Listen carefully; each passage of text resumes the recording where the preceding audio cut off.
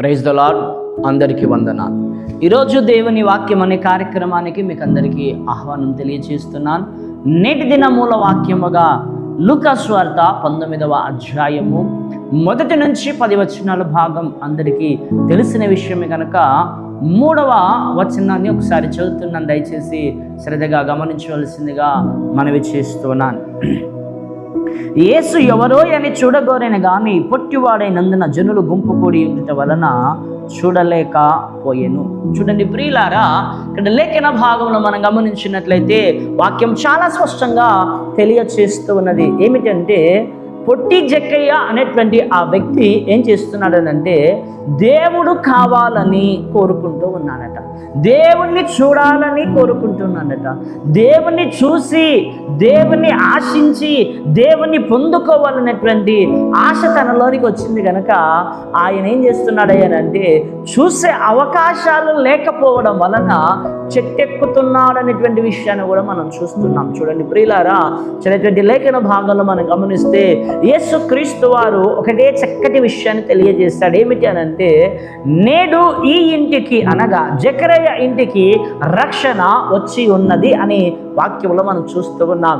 నిన్నటి దినం కూడా అదే మనం చెప్పుకున్నాం. ఏంటి అనంటే జకయ్య దేవుణ్ణి పొందుకోవాలని ఆశించాడు గనక ఆయన ధనమును వదులుకున్నాడని చెప్పుకున్నాం. ఆయన చెడ్డవాటిని చూడకుండగా చెడ్డవాటిని కోరుకొనకుండగా దాన్ని వదులుకున్నాడని చూస్తున్నాం. ఆ విధంగానే పొరుగువానిది ఏదైనాను ఆశించకుండగా సమస్తమును విడిచిపెట్టేశాడు, లేక ఇచ్చేశాడనే విషయాన్ని కూడా మనం చూస్తూ ఉన్నాం. ఆ విధంగా చేయడం వలన ఆ ఇంటికి రక్షణ వచ్చిందనే విషయాన్ని మనం చూస్తూ ఉన్నాం. అయితే రక్షణ వచ్చిన తర్వాత తాను మరలా ఇంకా ఏం చేస్తున్నాడు, ఏం చూస్తూ ఉన్నాడు? తన ఇంటికి దేవుడు సంపూర్ణంగా రక్షణ వచ్చిందని ప్రకటించడానికి గల కారణం ఏమిటంటే ప్రియులారా, చూడండి లేఖనం చాలా స్పష్టంగా తెలియచేస్తూ ఉన్నది. 1 పేతురు రాసినటువంటి పత్రిక 2వ అధ్యాయము 1 వచనాన్ని చదువుతున్నాను. చూడండి, ప్రభు దయాళుడని మీరు రుచి చూచి ఉన్న ఎడల సమస్తమైన దుష్టత్వమును సమస్తమైన కపటమును వేషధారణను అసూయను సమస్త దూషణ మాటలను మాని క్రొత్తగా జన్మించిన శిశువును పోలిన వారే నిర్మలమైన వాక్యమును పాల వలన రక్షణ విషయములో ఎదుగు నిమిత్తము ఆ పాలను అపేక్షించుడి. చూడండి ప్రియులారా, సమస్తమైన దుష్టత్వమును సమస్తమైనటువంటి కపటనము వేషధారణ అసూయను సమస్తమైన దూషణ మాటలు మాని తన పాత జీవితం తన పాత రోత బ్రతుకు ఏదైతే ఉందో దానంతటిని ఆయన వదిలిపెట్టేసి క్రొత్తగా జన్మించిన వాడై ఇప్పుడు ఏం కోరుకుంటున్నాడు? ఆయన యేసును కోరుకుంటున్నాడు. యేసును కోరుకుంటున్నాడంటే అర్థం ఏమిటంటే వాక్యాన్ని కోరుకుంటూ ఉన్నాడని అర్థం. వాక్యాన్ని కోరుకుంటున్నాడు అని అంటే యేసును కోరుకుంటున్నాడని అర్థం. ఆది యందు వాక్యం ఉండెను, ఆ వాక్యమే దేవుడై ఉండెను. గనక ప్రియులారా, మొట్టమొదటిగా మన జీవితాల్లో మన బ్రతుకులో నూతన జీవితాన్ని మనం ఆరంభించాక లేక విశ్వాస జీవితాన్ని ఆరంభించాక మనకు కావలసింది ఏంటంటే వాక్యమును మనము నెరవేర్చవలసిన వారమై ఉన్నాం.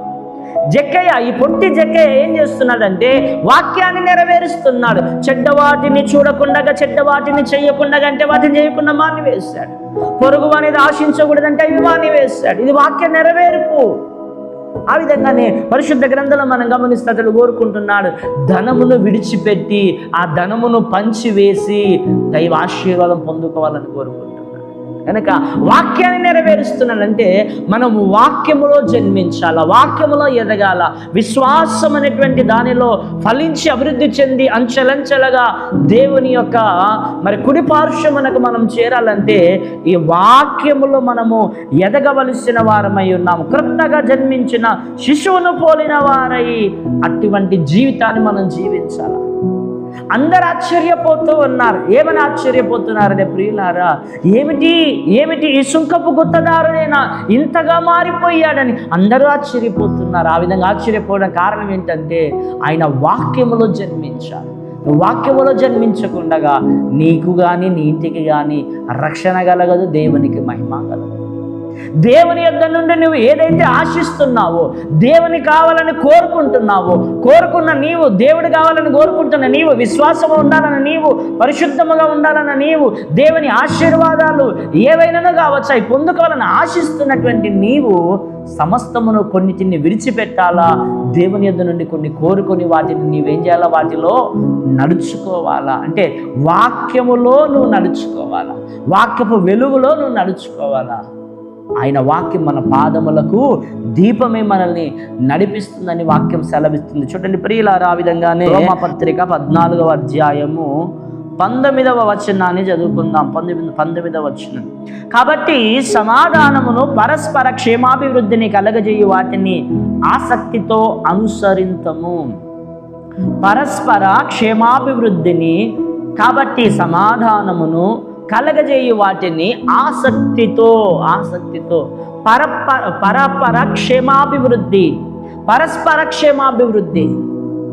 ఈ పరస్పర క్షేమాభివృద్ధి అంటే నేనొక్కనే బాగుండాలా, నేనొక్కనే ఎదగాల, నేనొక్కనే సంపాదించాలి, నేనొక్కనే తినాలా, నాకొక్కనికే అనుకునేటువంటి వాడు మొదట్లో పొట్టి జక్కయ్య.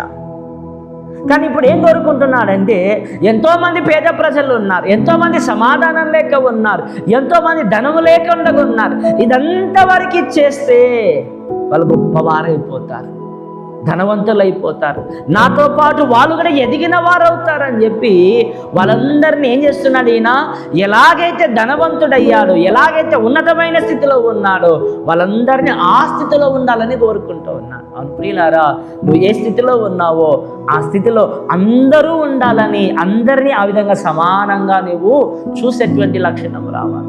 అందరినీ ఆ విధంగా సమానంగా ఇలా అభివృద్ధి చెందాలి అని నువ్వు ఆశించాలా.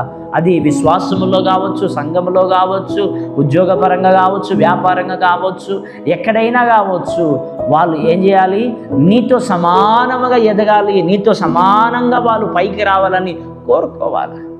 అది పరస్పర క్షేమాభివృద్ధి కోరుకునడము అని వాక్యం సెలవిస్తుంది. గనక ప్రియులారా, యేసుక్రీస్తు వారు అలాగే సెలవిచ్చాడు. నేను ఉండే చోటికి మిమ్మల్ని తీసుకెళ్తాను, నాతో పాటు మీరు ఉంటారని సమానం చేశాడు. కనుక అట్టి సమానత్వమును మనము కనపరచువారమై ఉండాలని అంటే వాక్యం మనలో పనిచేయాలి. చూడండి, ఇంకొక విషయాన్ని లేఖనములు మనం చూద్దాం. దేవుడు కావాలని కోరుకునేటువంటి వారు, దేవుడు ఉండాలి, దేవుడు నాకు కృప చూపాలి, దేవుడు నేను పొందుకోవాలని కోరుకునేటువంటి వారు ఏం చేయాలి అని అంటే వాక్యం సెలవిస్తుంది. 2వ పేతురు రాసినటువంటి పత్రిక 3వ అధ్యాయము 11వ వచనాన్ని చదువుకుందాం. ఇవన్నీ ఇట్లు లయమైపోవునవి గనుక ఆకాశములు రవులుకొని లయమైపోవునట్టు, పంచభూతములు మహావేంద్రముతో కరిగిపోవునట్టు, దేవుని దినపు రాకడ కొరకు కనిపెట్టుచు దానిని ఆశతో అపేక్షించుచు మీరు పరిశుద్ధమైన ప్రవర్తనతోను భక్తితోను ఎంతో జాగ్రత్త గలవారై ఉండవలెను అని వాక్యం మనకు చూస్తున్నాం. చూడండి ప్రియులారా, దేవుని రాకడ కొరకు కనిపెట్టుచు దానిని ఆశతో అపేక్షించుచు మీరు పరిశుద్ధమైన ప్రవర్తనతోను భక్తితోను ఎంతో జాగ్రత్త గలవారై ఉండవలెనని వాక్యం సెలవిస్తుంది. కనుక మనము క్రీస్తు రాకడకు ఎత్తబడి గుంపులో ఉన్నట్లు కూడా మనం సిద్ధపడాలా, ఆశించాలా. దేవుడు కావాలని కోరుకుంటే ఆయన రాకడకు సిద్ధపడాలి. ఆయన రాకడకు మనం ఎలా సిద్ధపడాలో వాక్యం సెలవిస్తుంది. పరిశుద్ధమైన ప్రవర్తనతో భక్తితో జాగ్రత్తగా ఉండవలసిన వారమని.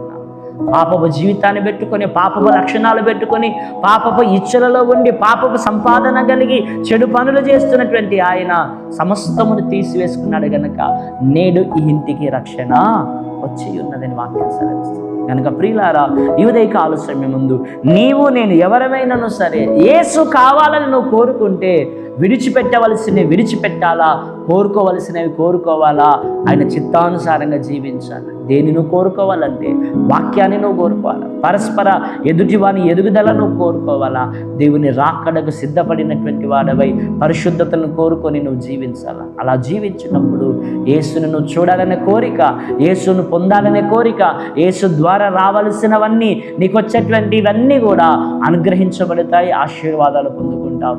అట్టి కృప పొట్టి జక్కయ్య పొందుకున్నట్లుగా మనము పొందుకుందాం. అట్టి పొట్టి జక్కయ్య జీవించినట్లుగా మనము జీవించుదాం. అట్టి కృప త్రియక దేవుడు మనకిచ్చునుగాక. ఆమేన్. ప్రార్థన చేసుకుందాం. పరిశుద్ధుడని వందనాలు, స్తోత్రాలు. నీ మాటలు నాలో మాలో అందరిలో ఫలింపచేయమని యేసు నామమున వేడుకుంటున్నాం తండ్రి.